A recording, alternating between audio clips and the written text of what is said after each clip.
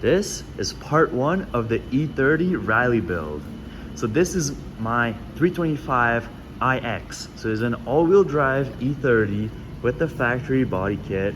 It has heated sports seats, all leather, all everything, 5-speed manual. And as you can see, I've already done some stuff. So first of all, we got all the bumpers deleted. I chopped the exhaust off, so it's just dangling over there.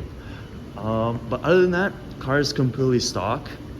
My plans with it are to turn it into a rally build. And we have lots of parts already from our guys over at ECS Tuning. Huge shout out to them. They've sent me so many parts for this car to make it the ultimate E30 build. So let me run you through the plan with this car. First of all will be all the body work that I have to do.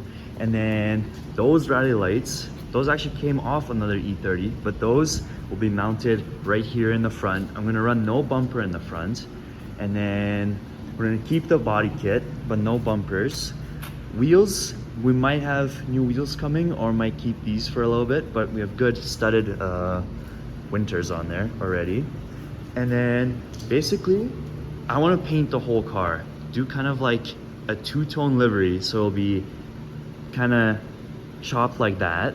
It'll be dark blue on this side, like the back of the car will be dark blue.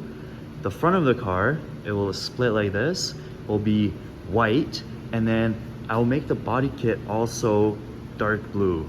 So I think it will look pretty cool, kind of keeping with that rally theme going. And then I will put all the sponsors, ECS Tuning, all the companies that are helping with the build, Turner Motorsport also, all over the car, make it look like a proper rally build. And then for the rear of the car, I have kind of a more crazy idea. Basically, what I want to do is completely chop all of this off. So cut out the spare wheel well down in there, cut all of that out, cut all of this rear bumper out. So we just completely chopped on the rear end, weld in a flat metal piece on the bottom. And then with the exhaust, what I want to do is reroute it to come out somewhat off center, like around here. So basically kind of like on an E28. And I think it will give it that really cool rally look as well. And also be pretty unique because I haven't really seen anyone do that on an E30. So yeah, that's basically the plan with it for now. So for today, these are the parts I have to install. So I have front and rear rotors and pads. We have a beautiful Turner Motorsport intake to install. I have a mirror that's missing on this side that I can hopefully get on. And then I will see if I have enough time to maybe get the rally lights installed. And then also just a basic oil change. So let's get started. The first wheel off, and not too sure, but it's not. You know what? Never mind. Yeah. So we got nice little rotor here. These are tiny, like almost the size of my hand. But yeah, they look not amazing. So good that we're replacing these. The backs look even worse. Well, this is what everyone warned me about buying an all-wheel drive E30, is a lot of the parts are completely one-off to this car. So for example, these rear brakes that are pretty crusty, you can see these are huge. And then the ones I got over here, they're also pretty big, but nowhere near the same size. So I think these would fit any other E30 other than the XI, which is kind of a shame because yeah, a lot of the parts are completely different on this car. Also have no clue what this is or what is going on in here, but just gonna ignore it. We'll order the right ones and then do the rears as well. For now, we'll just focus on the fronts. So you got these old crusty rotors off. They definitely don't look too good. And then got the hub all cleaned up. Put some anti-schnitzel on there so the new rotors won't seize on there. And then this is what I love about ECS Tuning, right? This is all one kit. So rotors, pads, even the little bolts that hold the rotors in, this is all like a kit. So it all comes in one order. So you don't have to look for everything separately, go look for pads, rotors, forget the little bolts, all that. No, it's just all one kit. You get everything you need to do the front brakes in one order, which I absolutely love. Got the new rotors and pads installed. I will have to order an axle nut because that's actually insane. And I have no idea how that happens, but yeah, we got new brakes now. With these older cars, you kind of have to learn to kind of close your eyes and not look too hard at everything, because obviously you could pretty much replace the entire car. Like every single part could technically be like replaced, but as long as it works, right? So got new brakes, we'll be able to stop. That's what matters. Everything else we can kind of turn a blind side for now. Brakes are all done. Also did the oil change.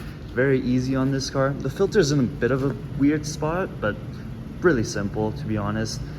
Honestly, everything on this car, extremely simple.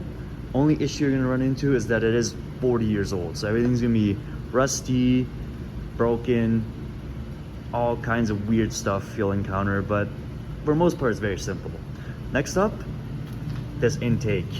This is very weird looking intake, to be honest. Like, this is a lot better. We have a Turner Motorsport intake with this really nice brackets, nice silicone piece. It's gonna look really good. Okay, so I got this monstrosity out. Basically the two 10 mils, and undid the hose clamp, unplug it, pull the whole thing out. There's this big box of weirdness. Look at this filter. Absolutely disgusting. So what you do is you undo the clamps, and then you're gonna go in here. You have 4 bolts. Get all this out, and then that should separate this part.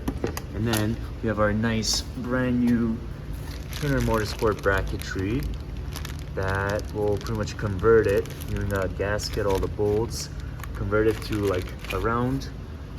Then we put the hose, then the filter, and then all our brackets, and it'll look great. Okay, as you can see, I have this piece installed on here using the old bolts, so it's nice and flush, and there's a rubber gasket that comes with it, so that goes between there. Okay, next part, I actually had to look up the instructions. Luckily, there's really good, fully colored pictured instructions. Basically, this big bracket, it sits, there's gonna be a bolt there, a bolt there. So it's gonna sit down in there. I don't know what this is. I think it's like cut AC line, so I just pushed it out of the way. As you can see, as per instructions, you have to drill. There's a hole there, a hole there. As you can see, I already drilled this one. So you're supposed to drill it with a 9mm, and then the kit comes with these little rivets. So rivet's gonna go in there. Gonna have to drill that one out. Rivet goes in there, and then you can put the screws in. And then this will sit in there like that. This piece will sit something like that. So just so you can visualize it, this goes down in there, lines up with those 2 holes, bolts go in, and then we can put the rest all together. All right, I'm making good progress over here. So this bracket goes on here with these bolts, and then basically you also gotta take that nut off for this module, and then you're also, this was in the way for me, so I had to just loosen this, spin it out of the way. You're gonna put the rubber grommet that comes with it through here, and then undo this, quickly take it off so you don't lose too much coolant, slide it through, put it back on, and then you kind of seat it in. As you can see, it lines up with our rivets that we put in after drilling, and then just put that nut on.